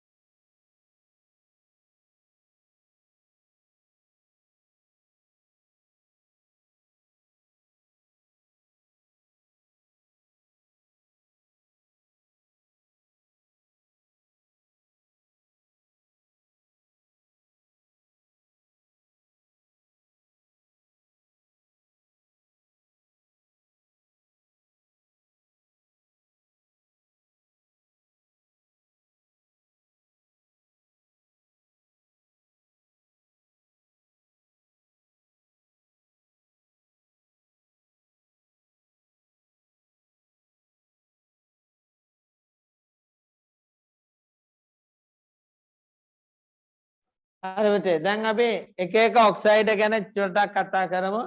මම පොඩ්ඩක් කාබන් ඩයොක්සයිඩ් කාබන් මොනොක්සයිඩ් ගැන නැවත මතක් කරනවා. මේක මීට ඉස්සෙල්ලා මතක් කරා කොයිද? ශ්වසන පද්ධතියේදී කාබන් මොනොක්සයිඩ් මතකයි? විෂ වායුවක් වුණා. බොහොම ශනිකයි. එයා කවුරු එක ඉක්මනට බැඳෙනවද? හිමොග්ලොබින් එක බැඳිලා මොකක්ද හදන්නේ? කාබොක්සි හිමොග්ලොබින් හදන නිසා යා විෂ වායුවක්. කාබන් ඩයොක්සයිඩ් විෂ වායුවක් නෙමෙයි. ලියමු. විෂ වායුවක් නොවේ. ගන්ධයක් නැත ජීවීන්ට හිත කරයි පුතේ විශේෂයෙන්ම පරිසර උෂ්ණත්වය ආරක්ෂා කරන්නේ කාබන් ඩයොක්සයිඩ් ප්‍රභා සංශ්ලේෂණයට ඕන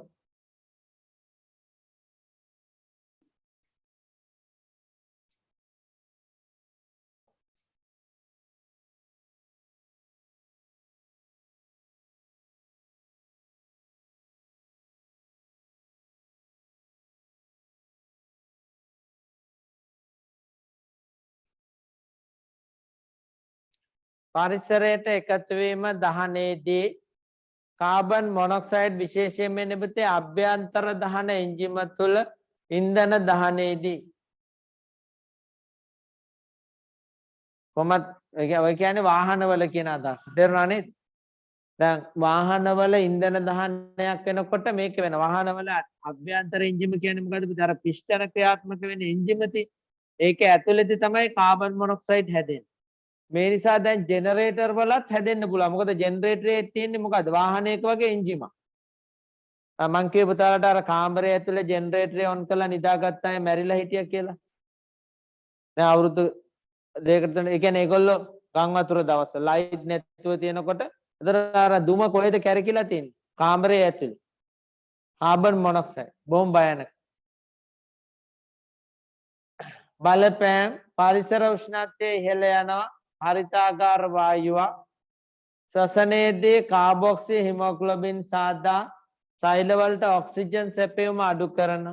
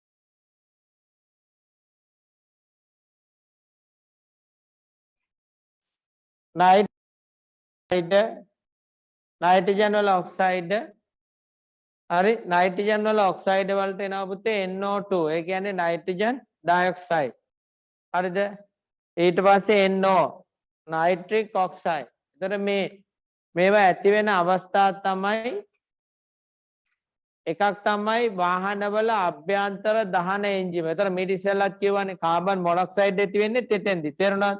කාබන් ඩයොක්සයිඩ් නයිට්‍රජන් වල ඔක්සයිඩ් ඇති වෙන්නේ තෙතෙන්දි. කොහෙදද? වාහනයක අභ්‍යන්තර දහන එන්ජිම. ඒ කියන්නේ අර පිස්ටන ක්‍රියාත්මක වෙලා උතාර දන්නවද දැන් ඔය අපි ටැංකියට දාන පෙට්‍රල් ටික මොකද වෙන්නේ? බට වලින් ගිහිල්ලා ඕක එන්ජිමට විදිනවා. විදුණාට පස්සේ වෙනම පුලිංගුවකින් ඒක පත්තු කරනවා. හරිද? පත්තු කරන්නේ අර සිලින්ඩර ඇතුලේ. එතකොට අධික තාපයක් එනවනේ.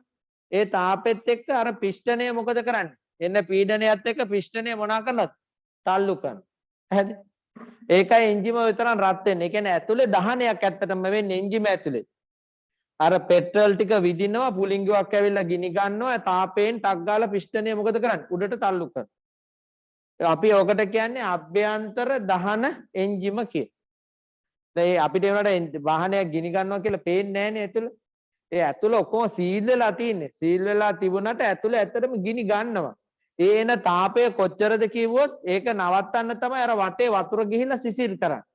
දැන් අපේ රේඩියේටරේ වැඩ නොකරොත් මොකද වෙන්නේ? වාහනේ දුම් දාන්නේ ඒකයි. අන්න එතකොට තේරෙනවා ගිනි ගන්නවා කිය. නේ? එහෙම වැඩි දුර යන්න බෑනේ. කොහොමත් උෂ්ණත්වය වැඩි වෙලා එතකොට දුම් පිට වෙනවා. එහෙනම් ඒකම වෙනව නිතරම. වෙනස තියෙන්නේ අර ජලයෙන් මේක නැවත මොකද කරන්නේ? සිසිල් කරන. පද්ධතිය සිසිල් කරන. ඒතර මේකට කියන වචනේ වාහනවල අභ්‍යන්තර දහන එන්ජිම. ඒතර මේකෙදී විෂ වායු දෙකක් පිට වෙනවා. එකක් තමයි සල්ෆර් වල ඔක්සයිඩ් නේද? අපි දැන් මෙතන කියන්නේ නයිට්‍රජන් වල ඔක්සයිඩ්. ඊට පස්සේ කලින් කිව්වේ කාබන් මොනොක්සයිඩ්. සල්ෆර් වල ඔක්සයිඩ් පිට වෙන්නත් පුළුවන්. සල්ෆර් ඩයොක්සයිඩ් පිට වෙන්නත් පුළුවන් ඉන්ධන වලින්. ප්‍රධාන දේවල්. විදුලි කෙටීමේදී නයිට්‍රජන් සමග ප්‍රතික්‍රියා. කියන්නේ මේ ප්‍රතික්‍රියාවම සිදු වෙන ස්වභාවික අවස්ථාවක් තමයි මොකද පුතේ? විදුලි කෙටීම කියන්නේ. එතකොට එතන පුලිංගුව කවුද? එතන පත්තු කරන්නේ කවුද පුලිංගුවක් විදියට? අර විදුලියෙන් ලැබෙන ශක්තිය. විද්‍යුත් ශක්තිය. ඒක වැදිලා ඒ වදිනකොට තමයි මේ ප්‍රතික්‍රියාව සිදු වෙන්නේ. ඉතින් ඔය විදුලි කෙටීම කියලා දුන්නා නේද නයිට්‍රජන් චක්‍රය මතකයි? පසට නයිට්‍රජන් ලැබෙන එක ක්‍රමයක්. ඒ කියන්නේ හෙන ගහන එක අපිට නරක වුණාට කාට හොඳයිද? කාට හොඳයිද? පසට හොඳයි. පසට හොඳයි. ඔකට කියපු මොන තිර කිරීමද? මම නැවත කලින් එක මතක් කරනවා. නෑ. දැන් අපි කියවනේ නයිට්‍රජන් තිර කරන ක්‍රම තුනක් මතකයි. වායුගෝලීය තිර කිරීම. ඊට පස්සේ කිව්වා ජෛවීය තිර කිරීම, කාර්මික තිර කිරීම. මේකයි තියුනේ එතෙන්දී වායුගෝලීය තිර කිරීම. පාඩම් කරන්න පුතේ. හරි. නැවත පාඩම් කරන්න දැන් අවසාන භාගේ නේද? උසස් පෙළ ඉවරෙච්ච ගම ඔයගොල්ලෝනේ ඉස්සරහට එන්නේ. දැන් කොහොමත් ඉස්කෝලේ වැහුවත් විභාගේ තියයි. හරි. එන්න මේ ටිකේ පාඩම්. ඊළඟ එකට යමු. හරි. නයිට්‍රජන් වල ඔක්සයිඩ් වල බලපෑම අහිතකර වායුවක් නිසා පරිසර දූෂණයක් සිදුවීම. අම්ල වැසි ඇතිවීම හා ශ්වසන රෝග ඇතිවීම.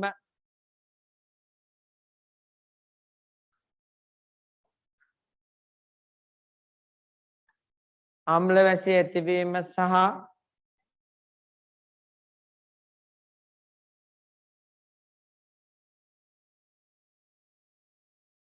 ශ්වසන රෝග ඇතිවීම.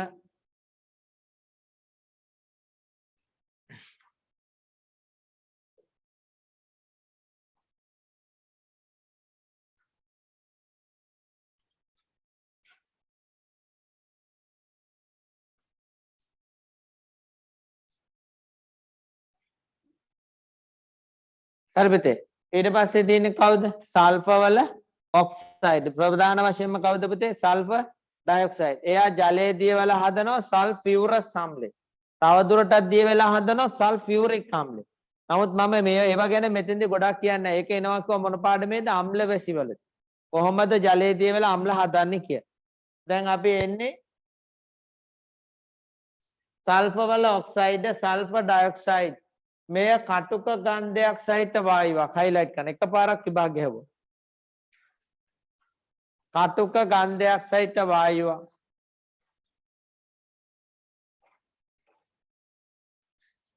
සල්ෆර් ඩයොක්සයිඩ් සල්ෆර් වල ඔක්සයිඩ් පරිසරයට නිදහස් වන ක්‍රම ගල් අඟුරු ඉන්ධන දහනයේදී දෙක වල්කනයිස් රබර් ඉන්ධන දහනයේදී වල්කනයිස් රබර් කොහෙද කතා කරේ?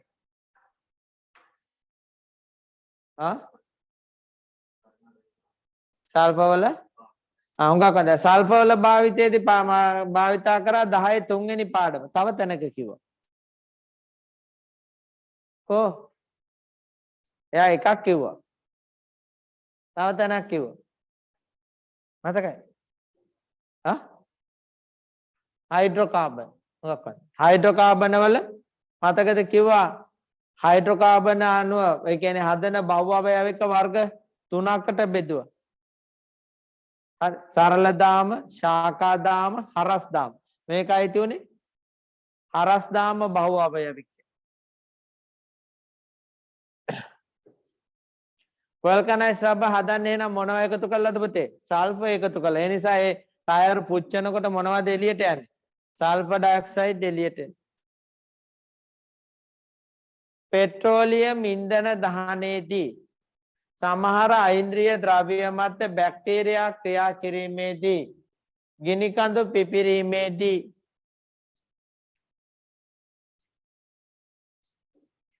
සල්ෆර් වල ඔක්සයිඩ් වල බලපෑම් අම්ල වැසි ඇති කිරීම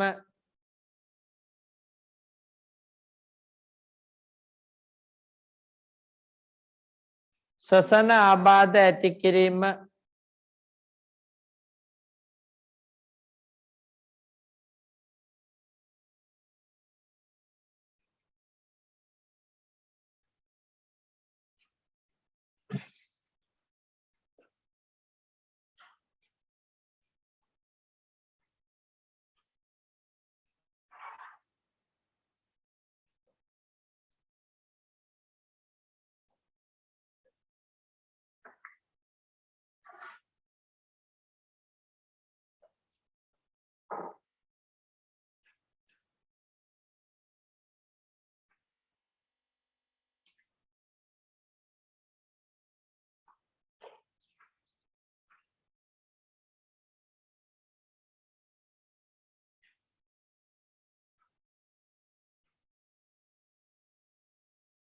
හරි පුතේ.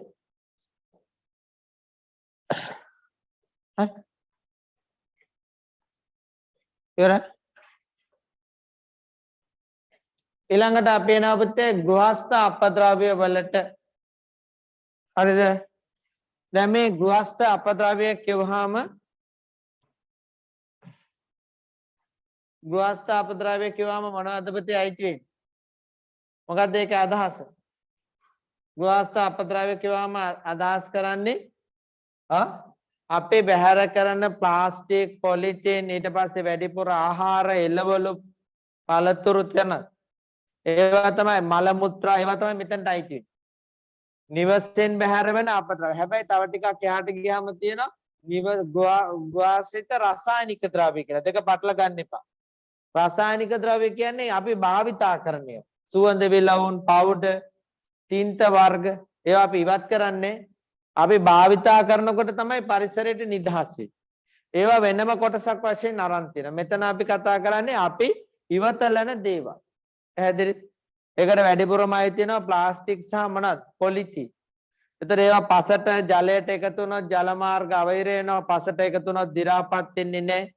ඊට පස්සේ මිනිසා එකතු කරන මල ද්‍රව්‍ය මොකද වෙන්නේ? සුපෝෂණය ඇති කරන්න පුළුවන්. ඒ පොහොර වගේ. එමගින් සුපෝෂණය ඇති කරන්න පුළුවන්. දෙමු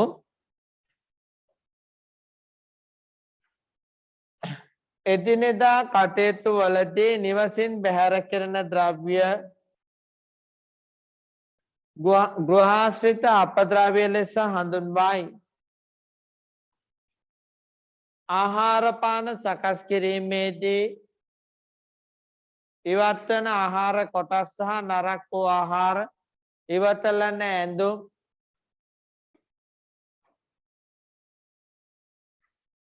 වීදුරු හා පෝසලින් භාණ්ඩ ගෙවතු කසල ප්ලාස්ටික් සහ පොලිතින් මිනිස් බයිස්රාවේ පළ ගෘහාශ්‍රිත අපද්‍රව්‍ය වල හානි නොදිරණ ද්‍රව්‍ය එකතු වන නිසා පස දූෂණය වීම උදාහරණ ප්ලාස්ටික් පොලිතින් ගෙවතු කසල සහ මිනිස් බයිස්රාවේ ද්‍රව්‍ය ජලාශවලට එකතු වීම නිසා ජලය දූෂණය වීම මගින් ජලය සුපෝෂණය වීම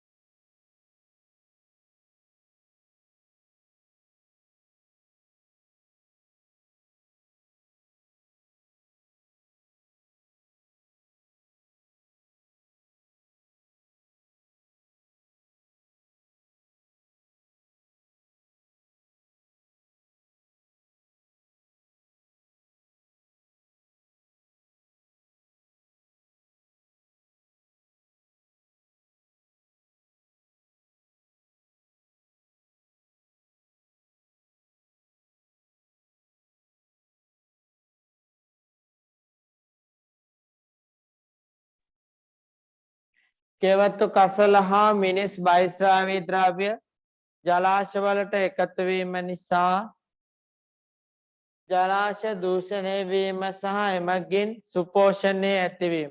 සුපෝෂණය ගැන අපි ඉදිරියේදී කතා කරනවා. හරි? හරි පුතේ.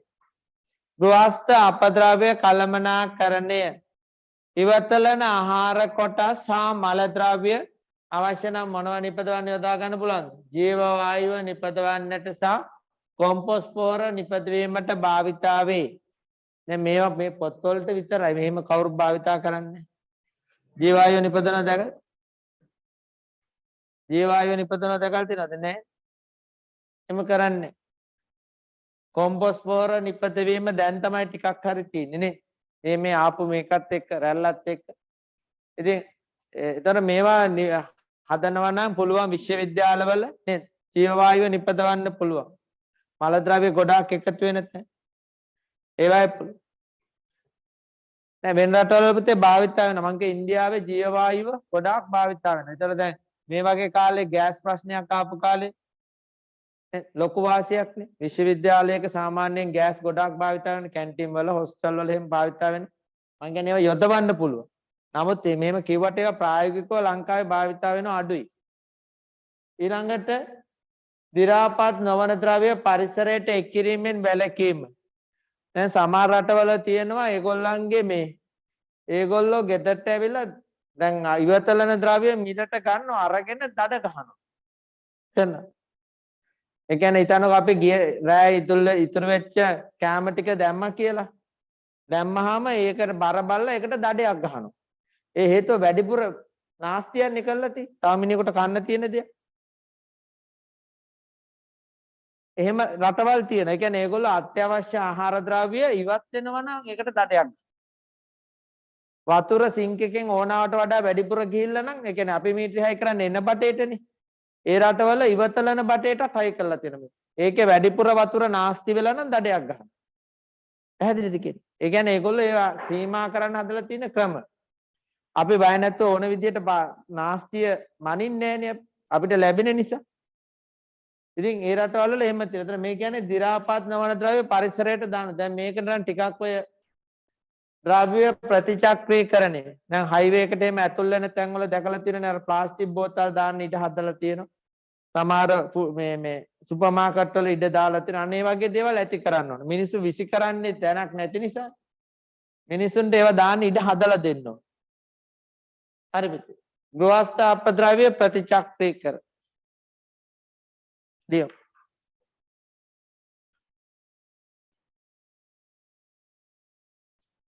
දි รา පත් නොවන ද්‍රව්‍ය පරිසරයට එක් කිරීමෙන් වැළකීම.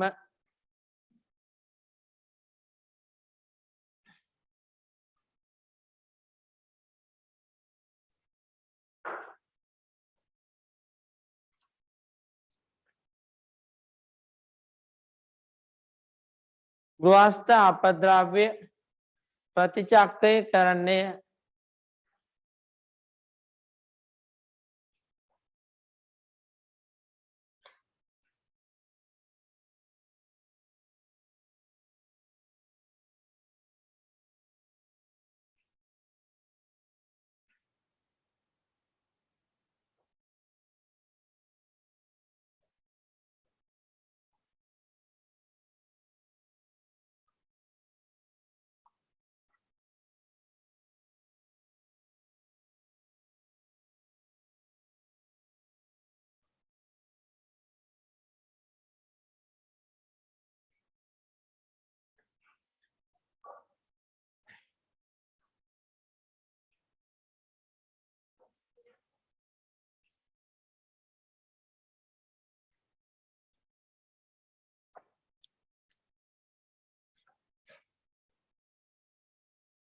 බලන්න. එතන ඉලෙක්ට්‍රොනික අපද්‍රව්‍ය කියන එකත් පුතේ අද ලෝකයේ මේ වැඩිපුරම ව්‍යසනයක් ඇති කරන තත්යකට උදා වෙලා තියෙනවා. හරි. ඒකට හේතුව තමයි අපි භාවිතා කරන බොහෝ ඉලෙක්ට්‍රොනික උපාංග යම් කාලයක් යනකොට අපිට කොහොමත් භාවිතයෙන් ඉවත් කරන්න සිද්ධ වෙනවා සමහර ඒවා. නේද? ශීතකරණ AC යන්ත්‍ර ඒවා ඉවත් කරන්න වෙනවා සමහරවිට. දැන් ඉස්සර කාලේ පාවිච්චි වෙච්ච ගොඩක් අඩුයි. මොකද ඒවා විදුලිය දැන් එන ඒවා විදුලිය අර පරිමැස්මක් තියෙන ඒ වගේම ගොඩාක් අපිට නේද පහසුකම් ගොඩාක් සපයනවා. දැන් ඉස්සර ටීවී එකක් වගේ දැන් ටීවී එක නේද පරිගණකයක් වගේ. ඒතර ඒවට මිනිස්සු යොමු වෙනවා වැඩි. එතකොට අර පරණ තාක්ෂණය ඉබේම මොකද ඉවත් වෙනවා. ඉතින් ඒවා පරිසරයෙන් බැහැර කරන්න සිද්ධ වෙනවා. එහෙනම් ලියමු. ඉලෙක්ට්‍රොනික අපද්‍රව්‍ය ස්ථිර වශයෙන්ම නැවත භාවිතයක් හෝ නැවත අලෙවියක් හෝ ස්ථිර වශයෙන්ම නැවත භාවිතයක් හෝ නැවත අලෙවියක් හෝ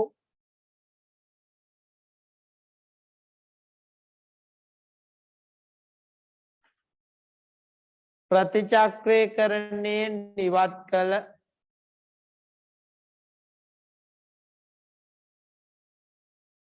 ප්‍රතිචක්‍රීකරණයෙන් ඉවත් කළ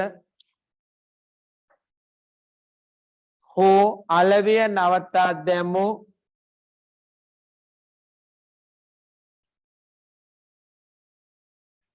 අලෙවිය නවතා දැමු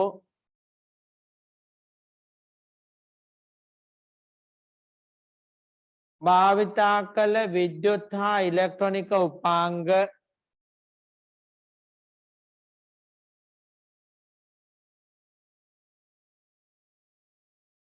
භාවිතා කළ විද්‍යුත් සහ ඉලෙක්ට්‍රොනික උපාංග ඉලෙක්ට්‍රොනික අපද්‍රව්‍ය වේ.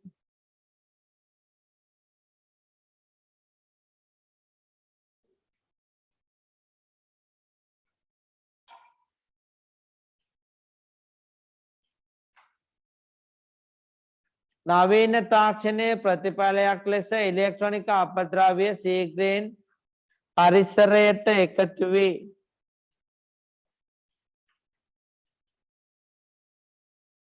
හරි. එතකොට ඉලෙක්ට්‍රොනික අපද්‍රව්‍ය වලට තියෙන ලෝහවල නම් වල නෝ මොන ඔය බැරලෝහ ටික ආයෙ ඇවිල්ලා තියෙනවා. තේරෙනවනේ? ඔය බැරලෝහ ටික ඊයම් රසදිය කැඩ්මියම් බේරියම් ආසනික් කියන්නේ බැරලෝහ. ඔතන යටම එක්කෙන PVC කියන්නේ ඔය දෙර මතකද ඔය නම? පොලිවයිනයිල් ක්ලෝරයිඩ් බහුව අවයවිකයක්. අපේ වතුර බට Ani Nemo iyam battery පරිපත පුවරු රූපවාහිනී සහ පරිගණකවල ඇති කැතෝඩ කිරණ නල එකතු වෙන ක්‍රමේ රසදිය උෂ්ණත්වමාන ප්‍රතිදීප්ත පහන් සංවේදක ප්‍රතිදීප්ත පහන් කියන්නේ පුතේ ටියුබ් ලයිට් කැඩ්මියම් බැටරි සහ ජංගම දුරකථන बेरियम परिगणक दुरकथन स्वयंक्रिय इलेक्ट्रॉनिक उपांग मैं आसनिक हाईलाइट करा एलईडी वाला तीन है क्या आलोक विमोचक डायोड किती प्रश्न දෙන්න පුළුවන් වань පොලිවයිනයිල් ක්ලෝරයිඩ් PVC පරිගණක ආවරණ සහ රැහැන් ආවරණ ඒ කියන්නේ පිටත තියෙන එකට හොඳ ආවරණ කියන්නේ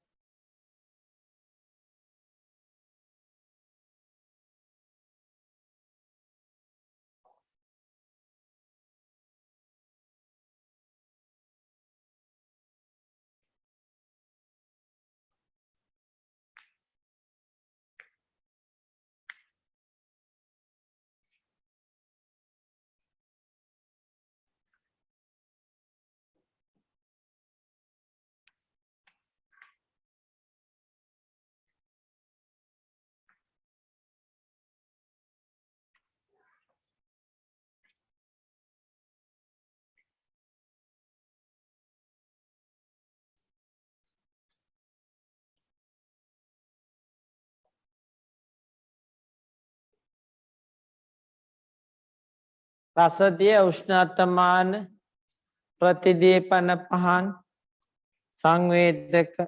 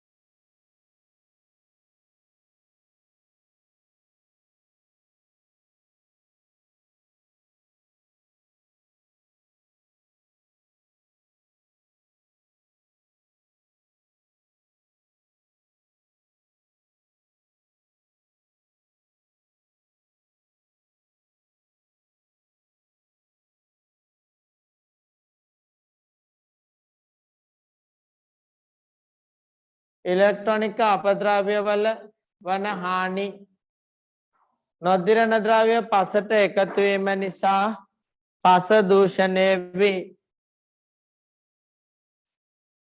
බැරලෝහ පසට එකතු වී ආහාර දාම ඔස්සේ සාන්ද්‍රගත වී ඉලෙක්ට්‍රොනික අපද්‍රව්‍ය වලින් වන හානිය අවම කිරීම ප්‍රතිචක්‍රීකරණය සිදු කරන්න පුළුවන් පුතේ ඕන්න විධිමත් විදියට ඒවා බැහැර කරන්නට ඕන. විධිමත් ක්‍රියාවලියක් ඔස්සේ ඉලෙක්ට්‍රොනික අපද්‍රව්‍ය નિયમિત ආකාරයට විනාශ කිරීම